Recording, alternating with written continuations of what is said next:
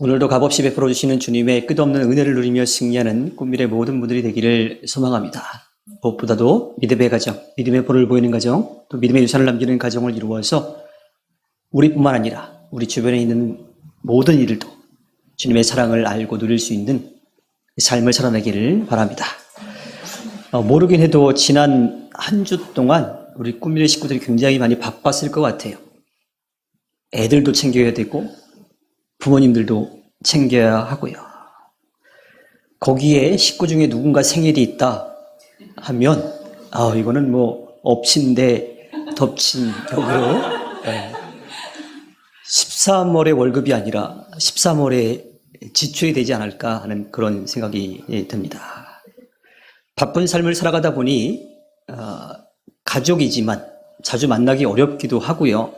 또 어린이날, 어버이날, 또 생일까지 있더라면 지출될 비용이 굉장히 많아지게 되죠. 그래서 어린이날과 어버이날을 한 번에 치르기도 합니다.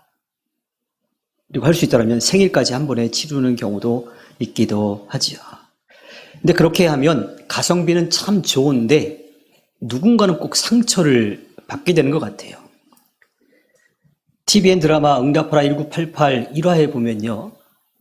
한 집안의 이야기가 나오는데 언니랑 동생 생일이 3일 차이 나는 거예요.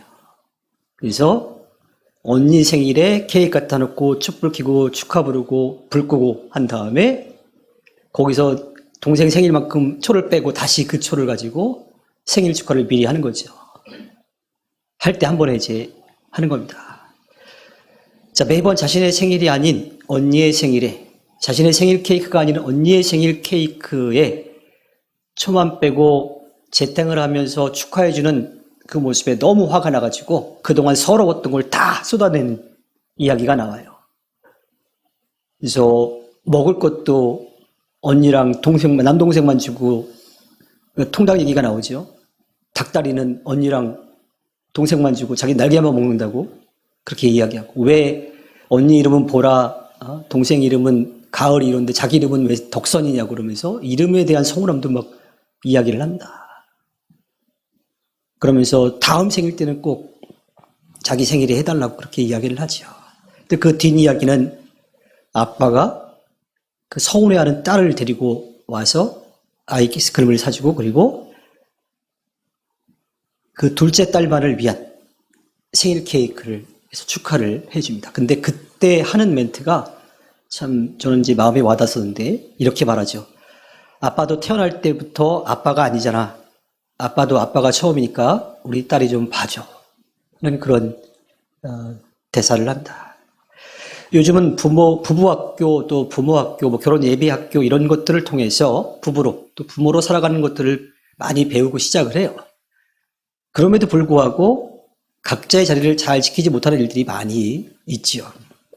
2020년에 방영한 TVN 드라마 아는 것은 별로 없지만 가족입니다를 보면요. 거기도 5가족이 함께 살아가는데 그렇게 많은 시간을 한 집에서 같이 먹고 쉬고 그렇게 살아왔는데, 그렇게 누구보다도 더 잘 알 것 같았는데 서로에 대해서 전혀 주변 친구들보다도 주변 사람들보다도 더 모르는 이야기가 그렇게 나오고 있습니다. 또한 가족이기 때문에 서로 이해해 줄 거라고 생각했는데 오히려 더 이해해 주지 못하는 거죠. 나를 잘 알아서 편하게 대했는데 오히려 그것이 다른 가족에게는 상처가 되는 이야기들이 나옵니다. 편해도 가까워도 서로를 존중해야 되는데 그 선이 너무 쉽게 무너지기 때문에 서로에게 상처를 주고 받는 이야기가 나오죠. 가족도 분명하게 지켜야 될 선이 있습니다. 아까 말씀하신 예의라고 하는 게 있을 수도 있고, 시간을 지켜야 되는 게 있고요. 또 이것들은 꼭 해야 된다라고 하는 것들이 있는데, 그걸 서로 지키지 못하면 누구보다도 더 이해해주고 받아주고 돌보아줘야 될 그 가족이 오히려 더 먼 사이가 되어버리고 말죠. 오늘 우리가 함께 나누는 말씀은요, 그 가족이 각자의 자리를 어떻게 지켜야 될지 알려주고 있습니다. 가족의 시작은 부부예요.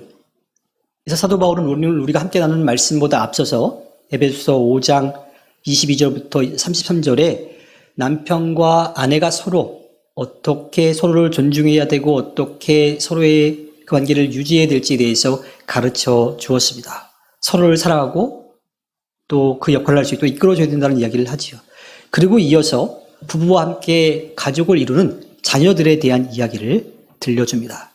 에베소서 6장 1절에 자녀되니 여러분 주 안에서 여러분의 부모에게 순종하십시오. 이것이 옳은 일입니다. 라고 말합니다. 자녀는요, 부모의 돌봄으로 살아가기 때문에 부모의 가르침을 따라 살아가야 돼요. 이것은 부모가 자녀를 소유하고 있기 때문에 그냥 따라야 된다라고 하는 게 아닙니다.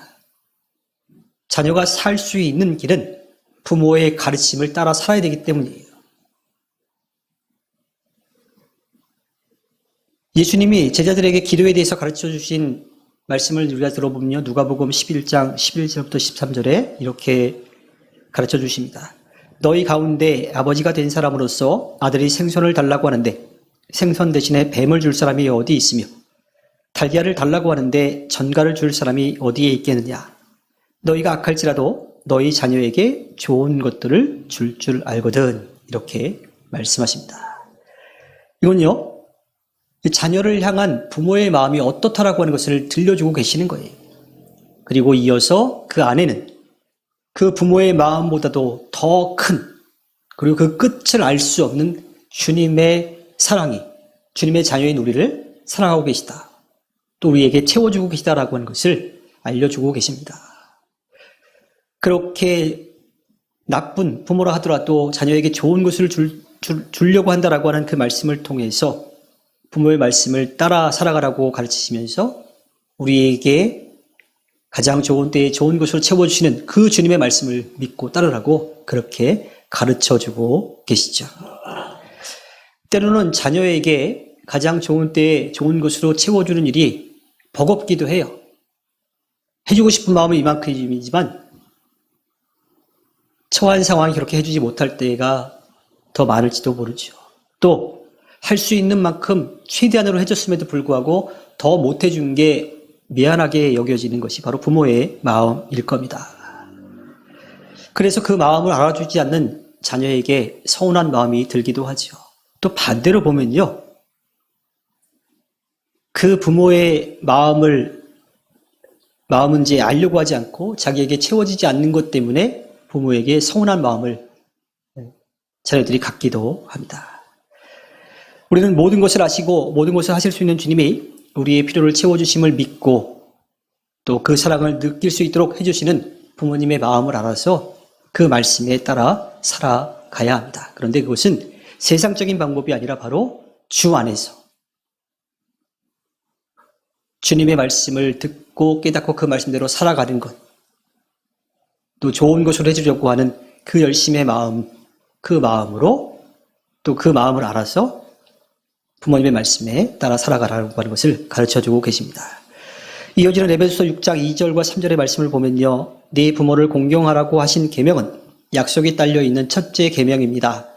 네가 잘되고 땅에서 오래 살 것이다 하신 약속입니다. 라고 가르쳐주고 있습니다. 이집트에서 나와서 약속의 땅으로 가는 동안 이스라엘 민족이 꼭 기억하고 지키고 따라야 될 주님의 가르침, 그 가르침의 요약본이 십계명이에요. 그 십계명 가운데에 다섯 번째 계명이 바로 사람과 사람 사이의 첫 번째 계명인 부모님을 공경하라고 하는 거죠. 신명기 5장 16절에 너희 부모를 공경하여라. 주 너희 하나님이 명하신 것이다. 그래야 너희는 주 너희의 하나님이 너희에게 준 땅에서 오래 살면서 복을 누린다라고 그 다섯 번째 계명을 가르쳐주고 있어요. 이 공경이라고 하는 말로 번역된 헬라어가 원래 가지고 있던 뜻은요, 어떤 일에 가치를 두다라고 하는 거예요. 그러니까 부모님이 그러한 존재시다라고 하는 것을 인정하는 것을 뜻하는 거지요. 우리가 앞에서 이야기한 드라마 응팔이나 또 가족입니다에 나오는 이야기들은요, 나중에 가면 해피엔딩이에요. 근데 그 사이에 가족들끼리 티격태격하는 이야기가 담겨 있습니다. 그 가족끼리 삐걱거리는 그 까닭은요, 서로의 가치를 따질 수 없는 그러한 사이인데 자꾸 그걸 가지고서 기준으로 삼다 보니까 그 삐걱거림이, 그 다툼이 생겨나기 시작한 거지요. 가족이라서 너무 잘한다고 여기고 또 다 같이 이해해 줄 거라고 그렇게 생각해서 서로 존중하지 않아서 일어난 그러한 일들입니다. 사실은 우리가 살아가고 있는 그 가정에서도 충분히 일어날 수 있는 그러한 일들, 어쩌면 살아오면서 이미 다 겪은 일일지도 모르겠습니다. 부모가 자녀를 자신의 소유로 여겨서 자신의 뜻대로 하지 않으면 지가 혼자 큰 줄 알지 하고 서운해 하고요. 또 자녀는 하고 싶은 일을 하지 못하게 자꾸 막는 부모님에게 제대로 알지도 못하면서 자꾸 못하게 한다라고 그렇게 서운해 하기도 합니다. 근데 그런 일들이 벌어지게 되면요, 자녀는 부모를 공경하는 것이 아니라 공격하게 되고, 또 그렇게 열심히 해준 것, 힘들게 해준 것에 대한 고마움을 알지 못하고 자신을 공격하는 자녀를 사랑으로 감싸주지 못하고 똑같이 공격하는 그런 일들이 많이 생겨납니다. 레위기 19장 3절에 가면요, 너희는 저마다 어머니와 아버지를 공경하여라. 너희는 또 내가 명한 여러 안식일을 다 지켜라. 내가 주 너희의 하나님이다 라고 말씀하십니다. 주님이 이스라엘 민족에게 지키라고 하신 이 부모 공경이라고 하는 것이 안식일 개념하고 같이 이어서 나오고 있어요. 안식일을 거룩하게 지킬 수 있는 것은 살아계신 주님을 알고 믿고 따르는 거예요. 그래서 그 시간 주님을 예배하는 거거든요. 마찬가지로 부모를 공경하는 것도 그러한 마음으로 부모님을 대하라고 그렇게 가르쳐주고 계시는 거지요. 자녀가 부모를 공경하는 일이 안식일을 지키는 계명과 함께 믿음의 공동체를 바르게 세워갈 수 있는 아주 기본적이고 또 실질적이고 필수적인 조건임을 우리가 알 수가 있습니다. 이 공경으로 번역된 히브리어는요, 무겁게 하다라고 하는 뜻을 가지고 있기도 하고 또 다른 단어로 대체했을 때는 두렵다라고 하는 뜻을 가진 말로 쓰입니다. 그런 것들을 다 헬라어와 히브리어의 그 뜻들을 이렇게 감안해 본다라면 소중한 존재라고 하는 것, 또 이제 무섭다라고 표현하기, 두렵다라고 표현하게 됐지만 그분이 어떤 분인지를 알기 때문에 그분을 인정해서 그분 앞에 조심스럽게 서는 것을 의미합니다. 그것이 바로 공경이라고 하는 거예요. 무서워서 벌벌 떠는 것이 아니라 나를 만드시고 나보다 나를 더 잘 아시는, 모든 걸 아시고 모든 것을 하실 수 있는 주님이기 때문에 그분 앞에 겸손히 서는 거지요. 부모님도 마찬가지예요. 서로 모른다고 하지만 누가 뭐라 해도 가장 닮은 사람은 누구예요? 부모와 자녀인 거죠. 혹시 자녀를 키우는 분들 중에 그런 걸 느껴보신 적이 있는지 모르겠어요. 이 모습만은 안 닮았으면 좋겠다 그랬는데 어때? 꼭 닮은 모습이 있기도 하죠. 마찬가지 자녀도 부모님 모습 가운데 조금 아쉬운 마음이 있어서 저 모습 안 닮았으면 좋겠다 그러는데 어느 순간 자신도 모르게 그렇게 하고 있는 경우도 있기도 합니다. 주님은 안식일 개념과 또 부모 공경이라고 하는 것을 이어서 살아계신 주님을 믿고 의지하고 따르는 것, 또 이 땅에서 살아갈 수 있도록 해주신 그 부모님을 인정하고 그 부모님의 말씀을 따라 살아가라고 그렇게 가르쳐주고 계십니다. 이제 자녀들이 가정 안에서 부모님을 어떻게 대해야 될지에 대해서 이야기한 다음에 오늘의 마지막 말씀에서 부모가 자녀에게 어떻게 해야 될지도 가르쳐줍니다. 에베소서 6장 4절에 또 아버지 된 이 여러분의 자녀를 노엽게 하지 말고 주님의 훈련과 훈계로 기르십시오라고 가르쳐줍니다. 가정이 믿음의 가정으로 아름답게 세워져 가기 위해서는요, 자녀만 해야 될 일이 있는 게 아니에요. 부모도 해야 될 일이 있지요. 3절에서 자녀가 부모를 공경하면 잘 되고 이 땅에서 오래 살 것이라고 하신 그 약속은요, 자녀만을 위한 약속이 아닙니다. 신명기 4장 40절에 당신들은 오늘 내가 당신들에게 알려주는 주님의 규례와 명령을 지키십시오. 그러면 당신들과 당신들의 자손이 잘 살게 되고 주 당신들의 하나님이 당신들에게 영원히 주시는 땅에서 길이 살 것입니다. 라고 전합니다.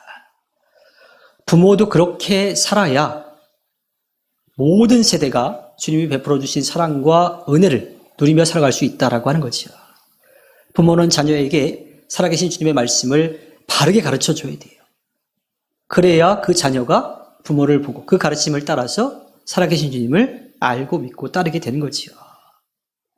또 자녀는 부모를 공경하여서 그 가르침을 따라 살아가야 합니다. 그럴 때에 온 세대가, 모든 세대가 살아계신 주님을 알고 믿고 우리들을 위해서 베풀어 주신 그 구원의 은혜를 마음껏 누리며 살아갈 수 있게 되는 거지요.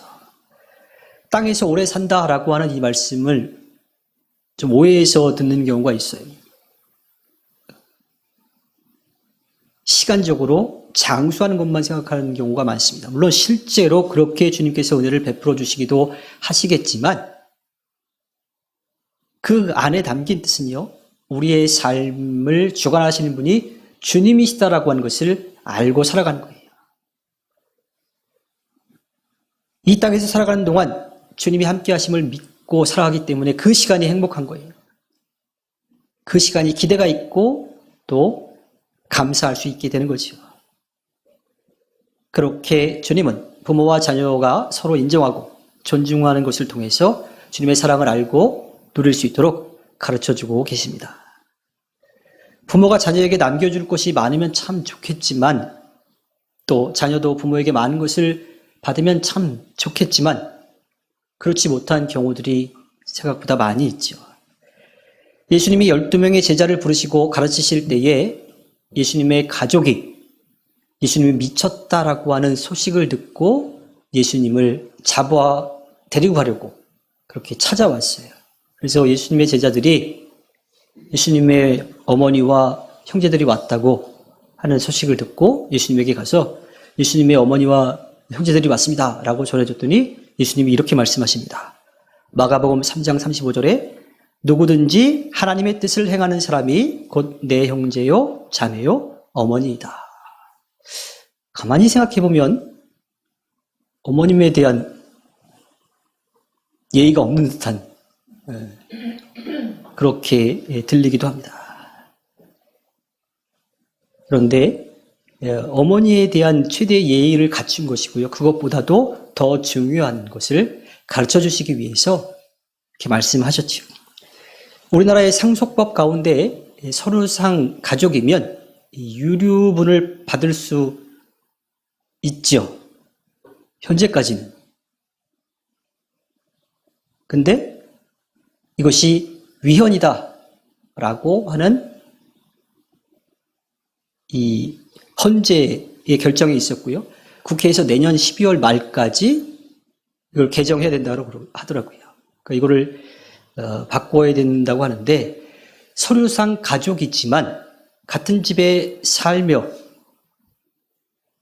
끼니를 함께하는 식구가 아니기 때문에 그 가족으로서의 제 자리를 지키지 않았기 때문에 그 죽은 사람의 재산을 받을 명분이 없다라고 하는 거죠.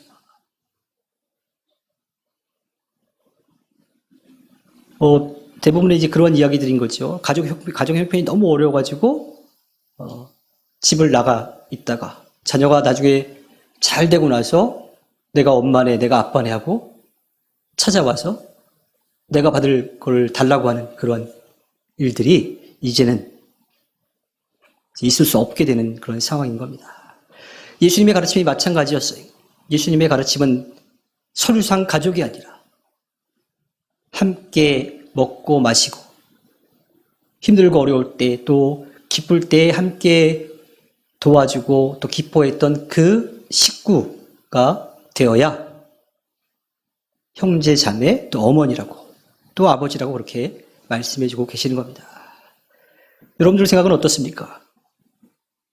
서류상 가족관계 증명서 안에 있어야지 가족인지 아니면 그렇지 않다 하더라도 함께 부딪히면서 살아온 그 사람들이 정말 가족인 건지 여러분들 생각은 어떻습니까? 작년에 방영한 ENA 드라마 남남이라고 하는 걸 보면요. 딸이 29년 만에 친아빠를 만납니다. 근데 그 아빠에 대한 생각을 가져본 적도 없고 그리워하지도 않았고 보고 싶은 마음도 없었기 때문에 만났을 때 뭐라고 불러요? 아저씨라고 부릅니다. 그 엄마도 나중에 딸의 이제 친아빠인데 소개할 때 뭐라고 소개를 하냐면 인사해, 내 남친, 이렇게 소개를 하죠. 생물학적으로 자신의 아버지이지만 또 자신의 딸의 아버지이지만 식구가 아니기 때문에 아저씨, 또 내 남친이라고 그렇게 부르게 된 겁니다. 물론 그것이 꼭 맞다라고 할 수는 없는데 그 드라마에서는 그렇게 나오더라고요. 그리고 그 아빠도 그러한 상황을 이제 이해하고 받아들이는 내용이었습니다. 우리도요, 종교가 기독교, 그 안에서도 또 이 개신교의 이제 기독교이고 또 꿈있는 미래교회에서 함께 예배한다고 해서 꿈미래 식구가 되는 것은 아닙니다. 요즘은 어떤지 모르겠는데요. 예전에 제가 군대에 있을 때만 해도요. 옆 부대 사람은 아저씨라고 불렀어요. 네. 왜냐하면 한솥밥을 먹는 그런 식구는 아니었기 때문이었죠. 또 식당이 한 부대만 이용을 하는 게 아니라 여러 부대가 같이 이용하는 경우도 많았는데 그렇게 함께 한솥밥을 먹는다 하더라도 서로 식구라고 인정하지 않는 경우도 있어요. 왜냐하면 같이 훈련받고 또 부대 생활을 하지 않기 때문에 마찬가지로 식구가 아닌 거죠. 부부와 또 부모와 자녀 그리고 형제 자매의 자리를 지켜야 서류상뿐만 아니라 실제 식구가 될 수 있습니다. 주님의 몸된 공동체인 꿈이 있는 미래교회에 함께 모여 한마음 한뜻으로 예배하고 또 기도하며 힘을 모아 맡겨진 일에 열심을 내서 주님 안에서 서로 사랑하고 나누고 베풀고 섬기는 삶을 살아갈 때에 꿈미래 식구가 될 수 있는 거죠. 그냥 예배에 참석한다고 꿈미래 식구가 되는 게 아닐 겁니다. 활동에 참여한다고 꿈미래 식구가 되는 게 아닌 겁니다. 살아계신 주님을 예배하고 그리고 함께 기쁨으로 서로를 존중하고 배려하면서 믿음의 공동체를 그리스도의 몸된 공동체를 세워갈 때에 꿈미래 식구가 될 수 있는 거죠. 이 땅에서 살아갈 수 있도록 주님이 우리에게 허락해 주신 가정을 믿음의 가정으로 작은 교회로 아름답게 세워가기를 바랍니다. 또 꿈이 있는 미래교회가 함께 매일같이 다니더라도 모이는 이 시간에 서로를 존중하고 배려하면서 한마음 한뜻으로 주님을 예배하고 서류상으로는 가족은 아니지만 식구는 아니지만 함께 예배하고 삶을 나누며 존중하면서 큰 가정을 이루어가기를 바랍니다. 그렇게 꿈미래 식구가 되기를 원합니다. 우리를 믿고 맡겨주신 주님의 귀한 일을 해내기 위해서 함께 기도하며 힘을 모아 주님의 아름다운 뜻을 이루어가서 주님께 기쁨을 드리는 꿈미래 식구들이 되기를 주님의 이름으로 부탁드립니다. 오늘 이 시간 함께 나눈 말씀을 기억하면서 다짐의 기도를 하겠습니다.